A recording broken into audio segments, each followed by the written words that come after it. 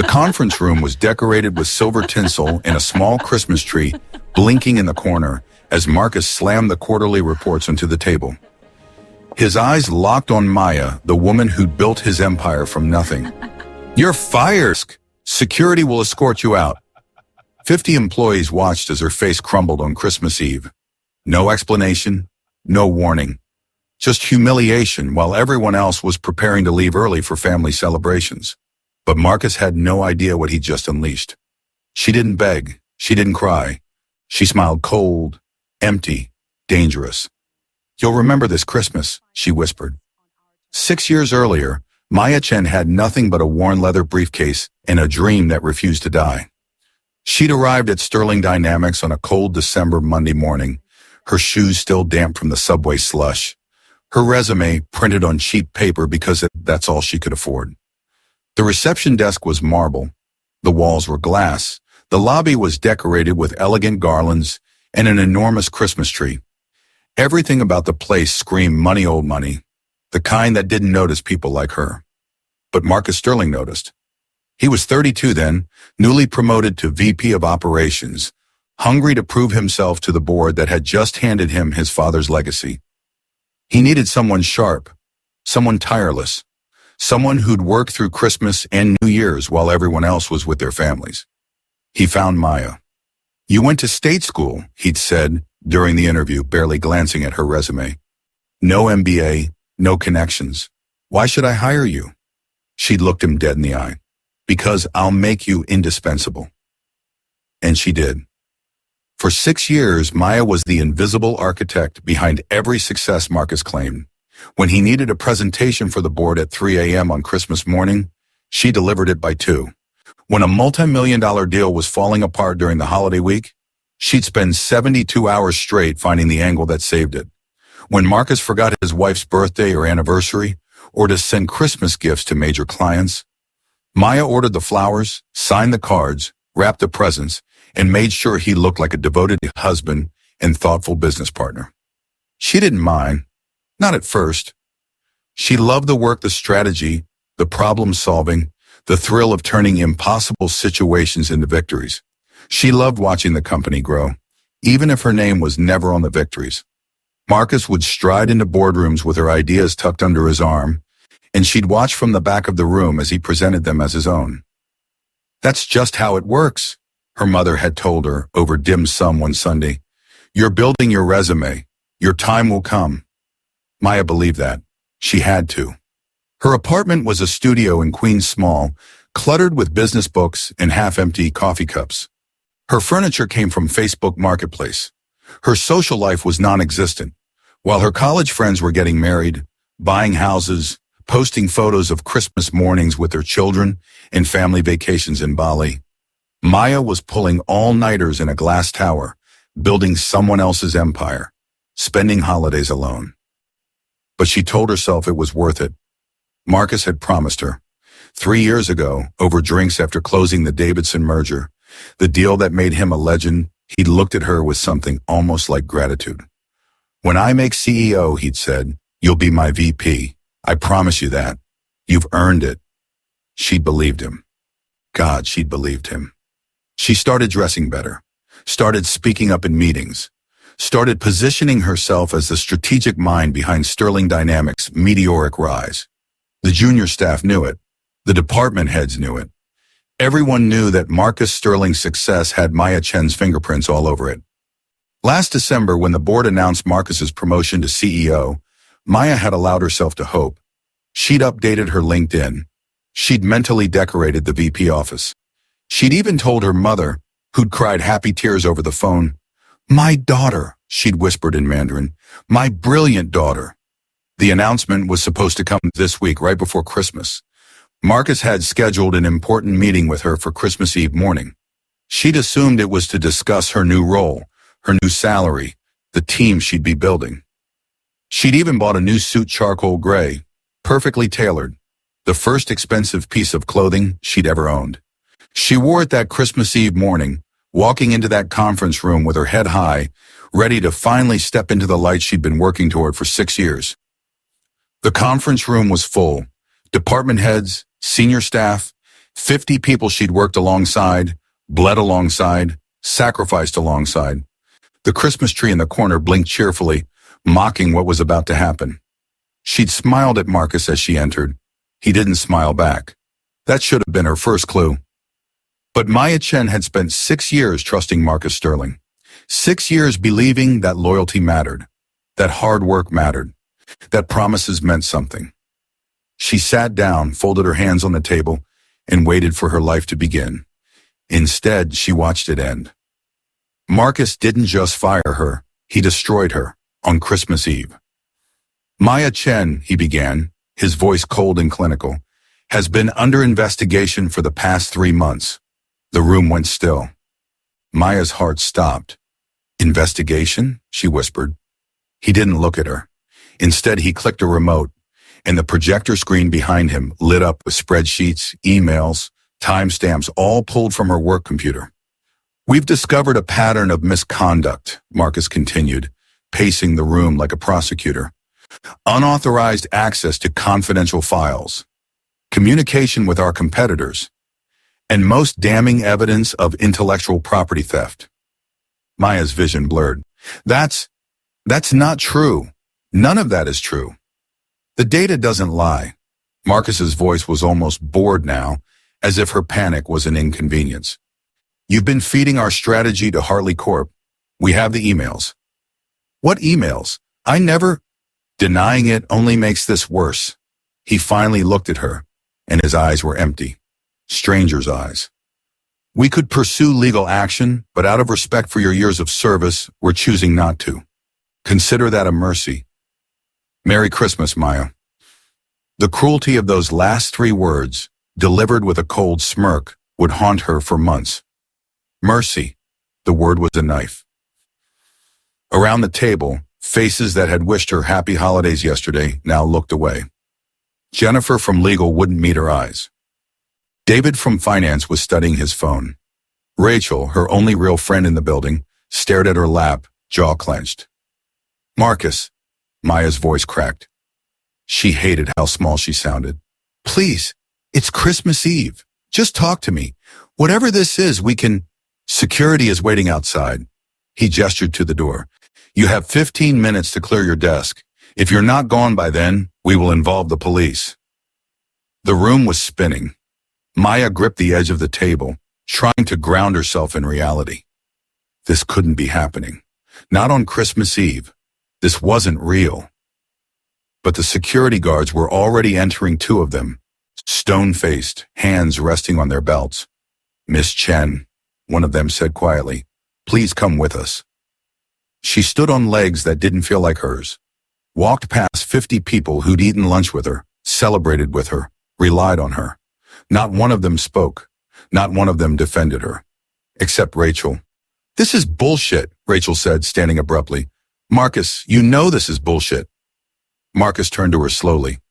Do you have something you'd like to share with HR, Rachel? The threat was unmistakable. Rachel's face went pale. She sat back down. Maya walked out of that conference room like a ghost while everyone else prepared to leave her early for Christmas dinner. The 15 minutes felt like 15 seconds. Her desk, 6 years of her life, was a crime scene now. One security guard stood watching while she threw items into a cardboard box with shaking hands. Photos of her mother, a coffee mug from the Davidson merger celebration. Notebooks filled with strategies, ideas, dreams. Her computer was already gone. It had taken it an hour ago, she now realized. They'd planned this, every detail, even the timing Christmas Eve when she'd be too humiliated to fight back, when everyone would be too eager to leave for the holidays to ask questions. Miss Chen, we need to move faster, the guard said. Not unkindly. She grabbed the last few items and stood, clutching the box like a life raft. The walk to the elevator was endless. The office had gone quiet, that terrible, guilty silence when everyone knows something awful is happening, but nobody wants to be involved. She could hear people laughing about their holiday plans in the next room. Someone had left wrapped Secret Santa gifts on a nearby desk. She could feel their eyes on her back, pitying her, judging her, believing the lies. When the elevator doors closed, Maya Chen allowed herself one moment of weakness. She cried.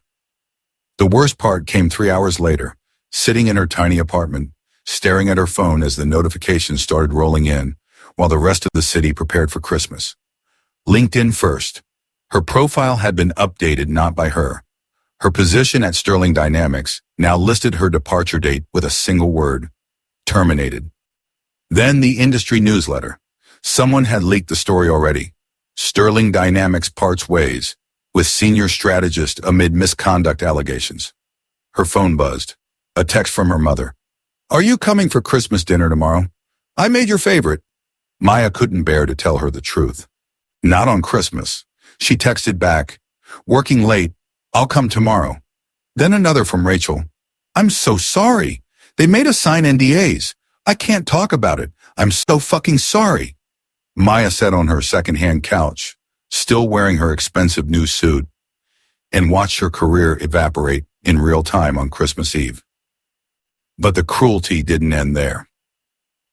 Over the next 2 weeks, Maya learned the true depth of Marcus's betrayal. The evidence he'd presented was manufactured. The emails to Hartley Corp? Sent from her computer, yes, but she'd never written them. IT had forensic access. Someone had used her credentials after hours, crafting a perfect paper trail of corporate espionage. She hired a lawyer with money she didn't have. He reviewed everything and delivered the verdict with grim sympathy. They were very careful. Without subpoena power, we can't prove the emails were planted. And even if we could, Sterling Dynamics has an army of lawyers. This would take years and cost you everything. So I just... Lose? You already lost, he said quietly. I'm sorry. She started applying for jobs. Every application went nowhere. Her calls weren't returned. Her emails were ignored. She was blacklisted quietly, efficiently, completely. One former colleague finally told her the truth over coffee, whispering like they were being watched. Marcus is telling everyone you're toxic, unstable, that you threatened him when you were fired. He's making sure nobody in the industry will touch you. Maya's coffee went cold in her hands. Why? Why is he doing this? Her colleague looked uncomfortable. The board wanted to promote you. Did you know that? They thought you were the real brains behind Marcus's success. They were going to make you VP of strategy, put you on his level. The world tilted. He couldn't let that happen, her colleague continued. His ego couldn't handle it, so he eliminated the threat. Maya walked home in a daze. 6 years, 6 years of loyalty, sacrifice, exhaustion, and he destroyed her not because she'd failed, but because she'd succeeded too well. The humiliation went viral in her industry circles. Someone leaked the conference room footage to a private corporate gossip forum. Maya watched herself small, shocked, broken, being escorted out by security on Christmas Eve while Marcus stood victorious. The comments were vicious. She really thought she was indispensable LMAO. Never trust a climber. Marcus dodged a bullet. Firing her on Christmas Eve, though, that's cold. Her savings evaporated. Rent was due. Her mother offered to help, but Maya couldn't bear to take money from the woman who'd worked 3 jobs to put her through the college. She took a job at a coffee shop, 28 years old, master's degree in business strategy, and she was steaming milk for people who looked through her like she was invisible. One morning, Marcus Sterling walked into that coffee shop. He didn't recognize her at first. She'd lost weight. Her hair was different. Her eyes were hollow. But when he stepped up to order his espresso, their eyes met. For just a second, something flickered across his face. Guilt? Satisfaction? She couldn't tell. Medium espresso, he said, already looking at his phone. Maya made his coffee with steady hands, wrote his name on the cup, handed it to him with a smile that didn't reach her eyes. Have a great day, Mr. Sterling. He took the cup without a word and walked out.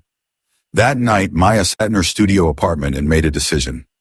She opened her laptop, her personal one, the one they couldn't touch, and pulled up every file she'd ever backed up. 6 years of strategies, 6 years of contacts, 6 years of knowing exactly how Sterling Dynamics worked, where its weaknesses were, and what Marcus Sterling feared most. She'd spent 6 years building an empire for someone else. Now she was going to build her own. And when it was strong enough, tall enough, powerful enough, she was going to use it to dismantle Marcus Sterling piece by piece. Not with violence, not with revenge porn or public tantrums. With something far more devastating, success. She pulled up her graduate school applications, the ones she'd abandoned 6 years ago, to work for Marcus. The executive MBA program she'd been too busy to pursue, the entrepreneurship accelerator she'd ignored because she thought loyalty mattered more than ambition. Her fingers flew across the keyboard. By dawn, she'd submitted 8 applications. 6 weeks later, she was accepted to 3 of them. She chose Wharton. Before she left New York, Maya did one final thing. She scheduled a meeting with 3 members of Sterling Dynamics board, the ones who'd wanted to promote her, the ones who'd been overruled by Marcus. She told them everything, showed them everything. Not to get revenge, she knew they wouldn't act, but to plant a seed. When I come back, she said calmly, and I will come back, remember this conversation. One of them, an older woman named Margaret Chen, no relation, though Maya had always wondered, studied her with sharp eyes. You have fire in you now, Margaret said. Good, you'll need it. Maya smiled. I've always had fire. I just spent 6 years letting someone else take credit for the warmth. She left New York on a cold Thursday morning, her entire life packed into 2 suitcases and a burned heart. Marcus Sterling threw a celebration that night, a toast to protecting the company's integrity. He had no idea he'd just created his own destroyer. Maya thought she'd hit rock bottom when Marcus fired her on Christmas Eve. She was wrong. Rock bottom came 3 months into her MBA program, when her mother called at 2 a.m. Maya, her voice was shaking. I need you to come home, now. Maya was on a flight by dawn. Her mother had collapsed at work, the restaurant where she'd been a manager for 15 years. Stroke. The doctor said it was stress-induced. Probably building for years. She'd been working 70-hour weeks, sending Maya money secretly, money Maya didn't know about until she found the wire transfer receipts in her mother's apartment. Money to cover Maya's rent during those first awful months of unemployment after that Christmas Eve. Money her mother didn't have. Maya sat in the hospital room, holding her mother's hand, the hand that was now partially paralyzed, and felt something inside her crack open. I'm so sorry, she whispered in Mandarin. This is my fault. Her mother squeezed back weakly. You will rise. I know you will. But Maya wasn't so sure anymore.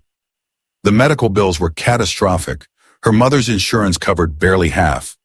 Maya liquidated everything, her savings, her small investment accounts, even the used car she'd bought in grad school. It wasn't enough. She took a leave of absence from Wharton. She took 3 jobs, morning shift at a consulting firm's mailroom, afternoon shift doing data entry, night shift as a rideshare driver. She slept 4 hours a night if she was lucky. Her hands shook from exhaustion. Her eyes had permanent dark circles.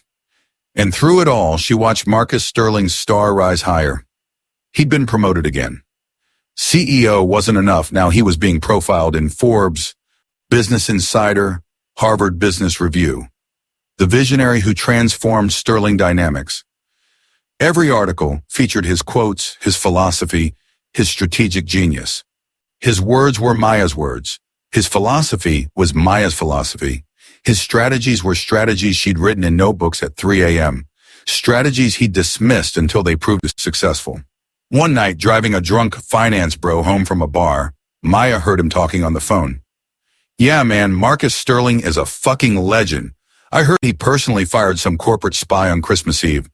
That's the kind of ruthless leadership we need. Maya's hands tightened on the steering wheel. She said nothing, collected her $12 fare, drove to the next pickup. That's when she saw it. A notification on her phone during a red light. An industry newsletter she'd forgotten she was subscribed to. Breaking. Marcus Sterling acquires Hartley Corp in stunning $2.3 billion. Merger. Maya's blood went cold. Hartley Corp, the company Marcus had accused her of feeding secrets to. The company he destroyed her career over. He just bought them. The article continued. Sterling revealed the acquisition had been in negotiation for over a year. A brilliantly orchestrated strategic play that caught the industry by surprise. Over a year, Maya pulled over, hands shaking so badly she could barely hold her phone. The emails, the evidence of her corporate espionage, the manufactured paper trail showing her communicating with Hartley Corp executives. It had all been real communication, but not hers. Marcus had been negotiating with Hartley Corp the entire time. He'd used her credentials to hide his own tracks, then burned her on Christmas Eve to eliminate the one person who might figure it out. The one person who knew his playbook well enough to recognize his patterns. She'd been collateral damage in a billion-dollar deal. Maya sat in her car on a dark street in Philadelphia and laughed until she cried. The cruelty didn't end there. 2 weeks later, Maya was back at the hospital. Her mother had developed complications. Infection, more bills. The doctors were talking about long-term care facilities, physical therapy, medications that cost more than Maya made in a month. She was signing paperwork she didn't understand, agreeing to payment plans that would take decades to clear, when her phone buzzed. A text from Rachel, her former friend at Sterling Dynamics. They hadn't spoken in months. "I'm so sorry. I thought you should know." Below it, a link to a corporate announcement. Maya opened it with dread pooling in her stomach. Sterling Dynamics announces new VP of Strategic Operations, Jennifer Hartwell. The photo showed a woman Maya had never seen before. 25, blonde, impeccably dressed. Her credentials were impressive. Harvard MBA, 2 years at McKinsey. Well, but that wasn't what made Maya's hands shake. The quote beneath the photo, "I'm honored to step into this role and continue the innovative strategic vision that Marcus Sterling has built. He's an incredible mentor, and I'm excited to learn from the best." Another text from Rachel. She started 3 months ago as his executive assistant. "Maya, I'm sorry. They're engaged." Maya stared at the screen. Engaged. Marcus had been married when Maya worked for him. She'd ordered his anniversary gifts for God's sake. Had that ended? Or had Jennifer been the reason it ended? Another text. "The wife got nothing in the divorce. He had lawyers destroy her, just like he destroyed you." Maya felt sick. Jennifer Hartwell was everything Maya had been: young, brilliant, hungry, willing to sacrifice everything for a powerful man's approval. Except Jennifer had something Maya never had: the right background, the right schools, the right last name. She was Maya 2.0, the acceptable version, the one Marcus could parade in public without embarrassment. And she had no idea what was coming. Maya wanted to warn her, wanted to reach out and say, "Run," before he uses you up and throws you away too. But she didn't. Because Maya Chen was done saving people who didn't want to be saved. The final blow came on a Tuesday. Maya was in the hospital cafeteria drinking burned coffee and reviewing her mother's latest test results when she overheard 2 doctors talking at the next table. "Did you see Sterling Dynamics donated another $5 million to the hospital foundation? Marcus Sterling, right? That CEO? He's done a lot for this place." "Yeah, they're naming the new research wing after him. Guy's a real philanthropist." Maya's coffee cup stopped halfway to her mouth. She looked up. On the wall across from her was a massive banner. "Thank you to our generous donors." Marcus Sterling's face smiled down at her. Benevolent, charitable, heroic. The hospital treating her mother, drowning her in bills she couldn't pay, was honoring the man who destroyed their lives. Something inside Maya didn't crack this time. It crystallized. She stood up, threw away her coffee, and walked out of that hospital with a clarity she'd never felt before. That night in her cramped studio apartment, Maya made a list. Not a revenge list, not a fantasy, a plan. She'd been thinking small, thinking like a victim, thinking that going back to school, getting a degree, climbing the corporate ladder again would be enough. It wouldn't. To destroy Marcus Sterling, she needed to become more powerful than him. She needed to beat him at his own game on a scale he couldn't ignore. She pulled up her laptop and started researching. Venture capital firms, angel investors, tech accelerators, every path to power that didn't require permission from men like Marcus Sterling. She found it at 3 a.m., a venture capital competition for underrepresented founders. First prize, $500,000 in seed funding and mentorship from some of the biggest names in business. The application was due in 2 weeks. Maya hadn't slept more than 4 hours a night in months. She was working 3 jobs. Her mother needed her. Her body was breaking down. But she wrote that application in a fever dream of fury and focus. She wrote about Sterling Dynamics' weaknesses, the gaps in their market strategy, the clients they were losing, the innovation they were missing. She proposed a consulting firm that would do everything Sterling Dynamics did, but faster, smarter, and without the corruption. She called it Phoenix Strategic. The symbolism was too perfect to resist. She submitted the application at 11:57 p.m. on the deadline, then collapsed into bed, fully clothed. 2 months later, she got the call. She'd won. The day Maya signed the paperwork for Phoenix Strategic, she visited her mother in the rehabilitation facility, the nicer one she could finally afford. "You're doing it," her mother whispered, tears in her eyes. "You're rising." Maya kissed her forehead. "We're rising, Mom. Both of us." But that night, alone in her apartment, Maya allowed herself one moment of pure, honest feeling. She pulled up Marcus Sterling's Forbes profile, read the glowing quotes about his vision, his leadership, his integrity. And she smiled. Not a warm smile, not a forgiving smile. The smile of someone who'd been dead and was now clawing her way out of the grave. "You should have killed me when you had the chance," she whispered to the screen. Because Maya Chen wasn't coming back for revenge. She was coming back to erase him. To take everything he'd built on her back and watch him fall from a height he'd never recover from. She was coming back as something he'd never see coming. His successor, his superior, his ending. Marcus Sterling had created a monster on that Christmas Eve. And the monster was just getting started. The first person to believe in Maya wasn't a mentor or a motivational speaker. It was Margaret Chen, the board member, who'd looked her in the eye 2 years ago and told her she had fire. Margaret showed up at Phoenix Strategic's tiny shared office space 3 weeks after Maya won the competition. She walked in without warning, surveyed the cramped room with its second-hand furniture and flickering fluorescent lights, and nodded once. "This will do," she said. "For now." Maya looked up from her laptop, exhausted and confused. "Mrs. Chen? How did you—" "I've been following you." Margaret sat down across from her, elegant even in the cramped plastic chair. "I knew you'd do something. I didn't know it would be this fast. It's just a seed round. I haven't even—" "Stop." Margaret's voice was sharp. "Don't diminish yourself. Not anymore. That's what he trained you to do, and you're going to unlearn it." Maya's throat tightened. Margaret leaned forward. "Marcus Sterling spent 6 years making you invisible so he could shine. Now you're going to spend the next 6 making yourself unavoidable. I'm going to help you." "Why?" "Because 30 years ago, I was you." Margaret's eyes were steel. "And nobody helped me. I had to claw my way up alone." "You don't have to." That was the beginning. Margaret didn't just mentor Maya. She weaponized her. "You know Marcus's playbook," Margaret said during their first real strategy session. "That's your advantage, but you can't just copy it. You have to evolve it. Be 3 steps ahead of where he thinks the industry is going." Maya had been thinking small, a boutique consulting firm, niche clients, slow growth. Margaret thought bigger. "Sterling Dynamics is bloated," she said, pulling up their public financials on her tablet.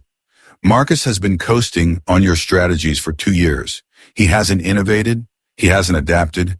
He's repeating the same plays over and over because he doesn't have you anymore." Maya studied the numbers. Margaret was right. Revenue was plateauing. Client retention was down. The Harley Corp acquisition had been expensive, and the integration was messy. "He's vulnerable," Maya whispered. "He's dying," Margaret corrected. "He just doesn't know it yet." They spent 6 months building Phoenix Strategic's foundation, not as a consulting firm, as a strategic acquisition and restructuring company. They would find mid-sized companies that were underperforming, buy them for cheap, optimize them using Maya's strategies, and flip them for massive returns. It was aggressive, risky, exactly what Marcus would never expect from the timid woman he'd destroyed on Christmas Eve. Maya wasn't that woman anymore. The transformation wasn't just professional. It was physical, psychological, complete. She started running at 5 a.m., not for health, but for mental clarity. Every mile was meditation, calculation, strategy. She'd run until her lungs burned and her mind was diamond sharp. She cut her hair short, stopped wearing the soft, forgettable colors she used to hide in, started dressing in black, gray, white clean lines, sharp edges, nothing apologetic. She hired a speaking coach. The woman was brutal. "You swallow your words," the coach said after their first session. "You make yourself smaller with your voice. Stop asking permission to exist." Maya practiced in mirrors, in recordings, in empty conference rooms. She learned to take up space, to let silence hang after her statements instead of rushing to fill it, to make eye contact until other people looked away first. She became someone new. Not a different person, the person she'd always been underneath the layers of people-pleasing and self-doubt. Phoenix Strategic's first acquisition was a struggling logistics company called Meridian Transport. They were hemorrhaging money, losing clients, 6 months from bankruptcy. Maya bought them for $3 million money from her seed funding and a loan Margaret co-signed. The previous owners thought she was insane. Maya spent 3 months embedded in Meridian, working 18-hour days alongside the staff. She didn't hide in an office. She drove trucks. She worked the loading docks. She ate lunch in the break room and listened to what the workers actually needed. Then she rebuilt the entire operation from the ground up. New software systems, optimized routes, better contracts. She eliminated redundancies the previous management had been too lazy or too stupid to see. 6 months later, she sold Meridian Transport for $12 a million. 4 times what she'd paid. The business press started noticing. Unknown founder turns failing company into industry leader in 6 months. Phoenix Strategic, the restructuring firm everyone's talking about. Meet Maya Chen, the turnaround artist disrupting corporate consulting. Maya didn't give interviews, didn't go to industry events, didn't chase attention. She just worked, and won, and worked, and won again. Her second acquisition was bigger, a regional tech company called VirtuCore, bleeding money from poor management and outdated infrastructure. Maya bought it for $8 million and transformed it in 4 months. She sold it for $31 million. Her third acquisition was a media company. Fourth was a manufacturing firm. Fifth was a hospitality group. Every single one, she bought broken and sold thriving. Phoenix. Strategic's reputation became mythical. Maya Chen became known as the woman who saw value where everyone else saw failure. The strategist who could turn around any company in under 6 months. Her team grew. She hired the smartest people she could find, not from Ivy League schools, but from state universities, community colleges. People who'd been overlooked like she had. She built a firm of hungry, brilliant outsiders. And she paid them well, gave them equity, treated them like partners, not servants. Everything Marcus had never done for her. Within 18 months of launching Phoenix Strategic, Maya had turned her $500,000 seed funding into a $40 million company. Yeah, but she wasn't satisfied, because none of this touched Marcus Sterling yet. The moment everything changed came at a private equity conference in Manhattan. Maya had been invited to speak her first major public appearance. Margaret had insisted. "It's time," Margaret said. "Time for him to know you're alive." Maya walked onto that stage in a black suit that cost more than her first month's rent at Sterling Dynamics. Her hair was sharp. Her posture was perfect. Her voice was clear. She didn't talk about revenge, didn't mention Sterling Dynamics, didn't even say Marcus's name. Of course, she just talked about her philosophy. Find what everyone else has given up on.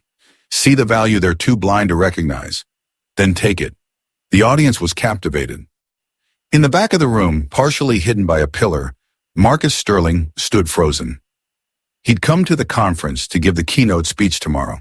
He'd been schmoozing with investors, accepting congratulations on his Hartley Corp acquisition, basking in his reputation as an industry titan.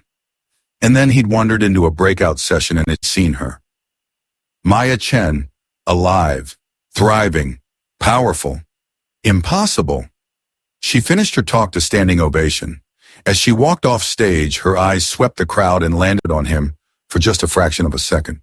She didn't smile, didn't acknowledge him, just looked through him like he was nothing. Then she was gone. Marcus stood there, heart pounding, as the woman he'd buried on Christmas Eve came back from the dead. That night, Maya sat in her hotel room and allowed herself one glass of wine. Margaret called. "You saw him?" "Yes." "How did it feel?" Maya considered the question. A year ago, she would have said it felt triumphant, victorious, sweet. But that wasn't what she felt. She felt calm, clear, certain. "It felt like the beginning," Maya said quietly. "Good." Margaret's smile was audible through the phone. "Because tomorrow we start the real work." Maya hung up and looked out at the Manhattan skyline, the same skyline she'd stared at from her tiny Queens apartment 2 years ago, broken and hopeless on Christmas Eve. She'd been dead then. Now she was something else entirely. Not just alive, not just successful, inevitable. And Marcus Sterling, the man who tried to erase her, was about to learn what happens when you underestimate a phoenix. They don't just rise from the ashes. They burn down everything that killed them. Maya didn't announce her return. She infiltrated it. 3 weeks after the conference, Phoenix Strategic made an acquisition that sent ripples through the industry. Hartwell Industries, no relation to Marcus's fiancée, but close enough to make people pay attention. It was a $90 million deal, her biggest yet. The company was a key supplier to Sterling Dynamics. Maya said nothing publicly, no press releases, no victory statements. Just a quiet footnote in the business section that most people missed. Marcus didn't miss it. He called an emergency meeting with his procurement team. Find out everything about Phoenix Strategic, who runs it, who funds it, every detail. His team came back with a file that made his blood run cold. CEO and founder, Maya Chen. Marcus stared at her photo professional, polished, unrecognizable from the broken woman he'd escorted out on Christmas Eve 2 years ago. Her eyes in the photo were different, harder, colder. "Get me everything on her company," he said quietly. "I want to know every move they make." But Maya was already 3 moves ahead. She didn't target Sterling Dynamics directly. That would be too obvious, too emotional. Instead, she began a careful campaign of strategic positioning. She poached 3 of Marcus's top clients, not by undercutting his prices, but by offering something he never could: innovation, the strategies she'd been developing while he was stagnating. She attended the same conferences he did, always in different sessions, always visible but untouchable. People began whispering, comparing, wondering. "Have you worked with Phoenix Strategic? They're incredible. Maya Chen turned our company around in 3 months. Sterling Dynamics quoted a 6. I heard she used to work for Marcus Sterling. I wonder what happened there." Maya never answered questions about her past. When journalists asked, she'd smile politely and redirect. "I prefer to focus on the future." That restraint, that refusal to engage, made her more intriguing, more powerful. Marcus, meanwhile, was starting to unravel. Jennifer Hartwell noticed it first. "You've been distracted," she said over dinner one night, her hand resting on his. "Is everything okay with the business?" Marcus forced a smile. "Everything's fine, just competition. Nothing I can't handle." But that night, alone in his home office, he pulled up Phoenix Strategic's website and stared at Maya's photo. How had she done this? How had she built something this fast, this successful? His hands trembled as he scrolled through her company's portfolio. Every acquisition was brilliant. Every turnaround was flawless. She was using strategies he recognized, strategies she created for him, but evolved, perfected, weaponized. She'd become better than him, and she'd done it in 2 years. He picked up his phone and called his head of security. "I need you to investigate someone." "Sir?" "Maya Chen. I want to know everything. Where she got her funding, who her backers are, if there's anything we can use." There was a pause. Sir, is this legal? Marcus's jaw clenched. Just do it. While Marcus spiraled in private, Maya was building alliances in public. She had lunch with Margaret Chen and 4 other board members from Sterling Dynamics' former allies who'd been silenced when Marcus consolidated power. He's making mistakes, one of them said quietly. The Harley Corp integration is a disaster. We're losing money every quarter. Maya sipped her water, face neutral. That's unfortunate. We've been discussing bringing in outside consultants, Margaret said carefully, to assess the situation. Maya set down her glass. Phoenix Strategic doesn't work with companies that have integrity issues. Our reputation depends on partnering with ethical leadership. The message was clear. Not while Marcus is there. Another board member leaned forward. What if the leadership changed? Maya met her eyes. Then we'd be very interested in a conversation. She left that lunch without making promises, without showing her hand. But everyone at that table understood what had just happened. Maya Chen had positioned herself as the solution to the problem Marcus had become. All she had to do was wait. The waiting was the hardest part, and the most crucial. Maya spent the next 3 months simply existing in Marcus's peripheral vision, not attacking, not engaging, just being there successful, powerful, unavoidable. She bought a penthouse in Manhattan, hired a driver, wore custom suits and Italian shoes, not because she cared about luxury, but because she knew Marcus would see the photos in business magazines. She wanted him to see what he'd created. Every profile written about her mentioned her meteoric rise. Every article about Phoenix Strategic highlighted the company's innovation and ethics. Every interview she gave carefully, selectively positioned her as the antithesis of old corporate culture. We believe in transparency, in equity, in building people up instead of tearing them down. She never mentioned Marcus, never had to. Everyone in the industry knew exactly who she was talking about. The breaking point came at the annual Industry Leadership Gala exactly 2 years after that Christmas Eve. This year, Maya was invited as a keynote speaker. Marcus was in the audience.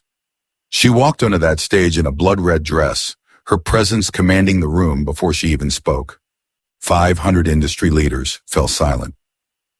2 years ago, she began, her voice steady and clear. I lost everything on Christmas Eve. My career, my reputation, my sense of self-worth. Marcus's face went pale. I could have stayed broken, could have accepted the narrative that was written about me by people who benefited from my silence. She paused, letting the words hang. Instead, I chose to rebuild, not to prove anyone wrong, but to prove myself right, to show that my value wasn't determined by who recognized it, but by what I could create when I stopped asking for permission. The room was transfixed.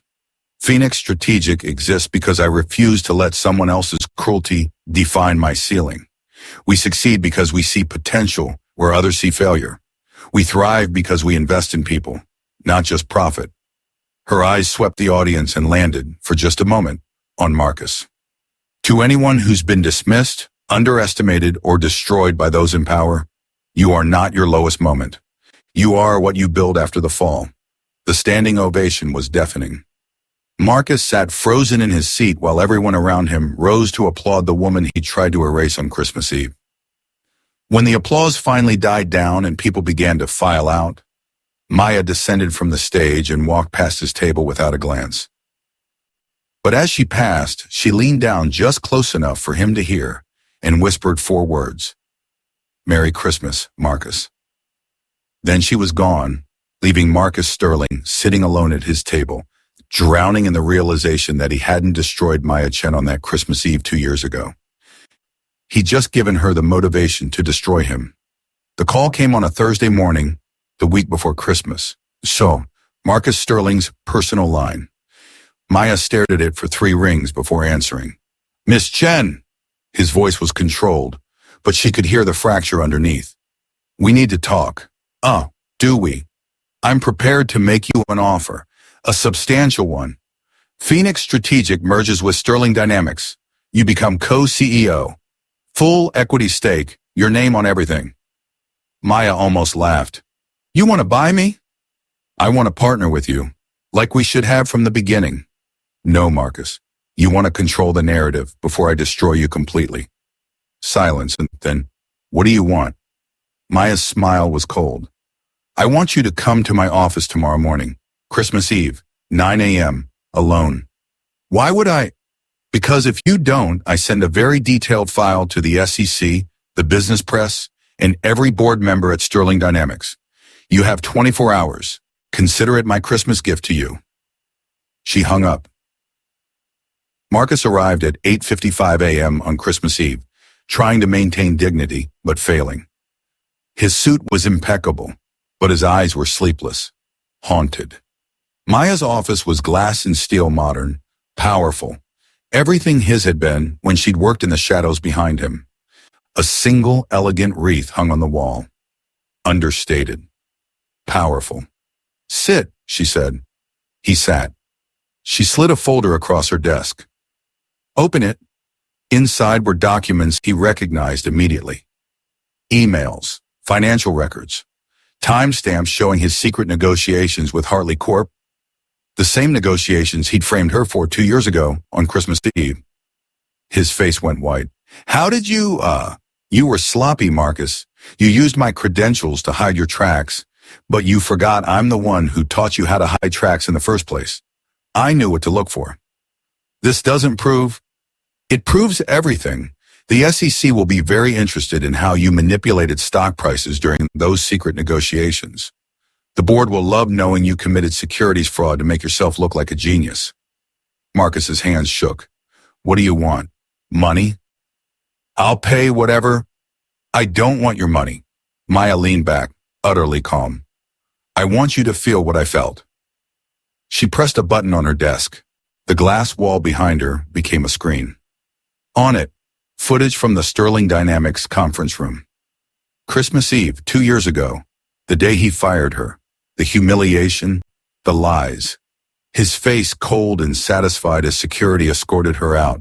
His cruel words, Merry Christmas, Maya. I've had this for 2 years, Maya said softly, pulled from the backup servers before I left, along with every email you sent about me afterward. Every lie you told to blacklist me, every deliberate, calculated move you made to destroy my life. Marcus stared at the screen, watching his own cruelty play back. Tomorrow, Christmas Day, Sterling Dynamics board is meeting for an emergency vote. They already have this footage. They already have the financial evidence. They already know what you are. Maya, please. 3 of your biggest clients signed with Phoenix Strategic this morning. 4 more are in negotiations. Your company is hemorrhaging value because everyone knows you're a fraud who rode someone else's brilliance and then destroyed her to hide it. She stood, walked around her desk, and looked down at him. You wanted to erase me, Marcus. On Christmas Eve, you tried to make sure no one would ever know that you were nothing without me. But here's what you didn't understand. You can't erase someone who was smarter than you to begin with. Marcus looked up at her, and for the first time since she'd known him, she saw real fear in his eyes. The board is voting you out tomorrow on Christmas Day, Maya said. Jennifer will leave you when the money dries up. Trust me, I've already had a very enlightening conversation with her about patterns of behavior. Your reputation is finished, and Phoenix Strategic is positioned to acquire Sterling Dynamics at a fraction of its former value. She leaned down, her voice a whisper. I'm not just taking your company, Marcus. I'm taking everything you stole from me and everything you built on my back. And when it's over, your name will be a footnote in the story of how I rose. Marcus's face crumbled. I'm sorry. I'm so sorry. I was scared. I was insecure. I didn't know what else to. Save it. Maya straightened. Your apology means nothing. It changes nothing. She walked to her office door and opened it. 2 security guards stood waiting. Escort Mr. Sterling out. He's not welcome in this building again. As they led him away, Maya called after him one last time. Oh, and Marcus, Merry Christmas. I hope you remember this one as much as I remember the last. The elevator doors closed on his shattered face. Maya returned to her desk, sat down, and allowed herself one long, steady breath. It was Christmas Eve, exactly 2 years after he tried to destroy her. and she just destroyed him. Not with violence, not with cruelty, with the same weapon he'd used against her. The truth. Her phone buzzed. A text from her mother. Coming for Christmas dinner tomorrow? I'm making your favorite. Maya smiled warm this time, real this time. Yes, Mom, I'm coming home, and I have good news to share. She looked out at the city, decorated with lights and hope. Snow was starting to fall. 2 years ago on Christmas Eve, Maya Chen had been broken, humiliated, destroyed. 1 year ago, she'd been working 3 jobs, sleeping 4 hours a night, clawing her way back from nothing. Today, she was the CEO in waiting of Sterling Dynamics. Tomorrow on Christmas Day, the board would make it official. She'd spent 2 Christmases in hell. But this Christmas, Maya Chen would celebrate as the woman who rose from the ashes of the cruelest betrayal and became more powerful than the man who tried to erase her.